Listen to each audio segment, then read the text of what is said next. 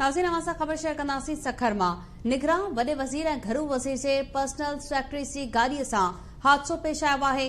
3 ॼणा ज़ख़्मी थिया आहिनि। ज़ख़्मियुनि खे अस्पताल मुंतक़िल कयो वियो। ॿिन्ही वज़ीरनि जे पर्सनल स्टाफ ऑफिसर्स जी गाॾी सखर खां घोटकी वेंदे हाईवे ते कल्टी थी पई। अव्हांखे ॿुधायूं पिया गाॾी कल्टी थियण सबबि निगरान वॾे वज़ीर जो तर्जुमान रशीद चन्नो, ड्राइवर ऐं पुलिस एहलकार ज़ख़्मी थी पिया, जिन खे अस्पताल मुंतक़िल कयो वियो आहे। ॿिन्ही वज़ीरनि जे पर्सनल स्टाफ ऑफिसर जी गाॾी कल्टी थी पई आहे। तफ़सील मालूम कंदासीं। लाइन ते मौजूद आहे साहिल जोगी। जी साहिल, अपडेट कजो। जी बिल्कुल, निगरान वज़ीर आला सिंध ऐं निगरान वज़ीर दाख़िला जे पर्सनल सेक्रेटरी जे गाॾियुनि सां हादसो पेश आयो आहे।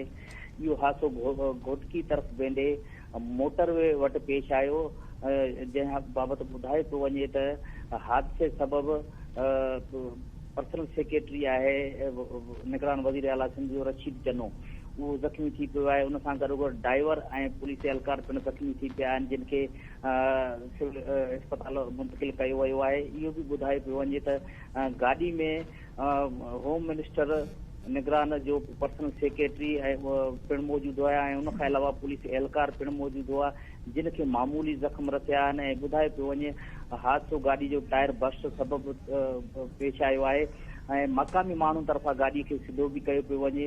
ऐं अहिड़ो हादसो जेको आहे सो गाॾी घोटकी तरफ़ वञी रही हुई त पेश आयो आहे, छाकाणि त निगरान वज़ीर आला सिंध जो घोटकी में दौरो आहे। उन हवाले सां अॻुवाटी जेके पर्सनल सेक्रेटरी आहिनि उहे बाय रोड वञी रहिया हुया त गाॾियुनि सां अहिड़ो हादसो पेश आयो आहे, जंहिंमें रशीद चन्नो जेको आहे सो ज़ख़्मी थी पियो आहे। उनखां अलावा ड्राइवर ऐं हिकु पुलिस एहलकार पिणु ज़ख़्मी थी पिया आहिनि, जिन खे अस्पताल मुंतक़िल कयो वियो आहे। बाक़ियुनि जे लाइ ॿुधाए पियो वञे त उहे मामूली ज़ख़्मी आहिनि। जी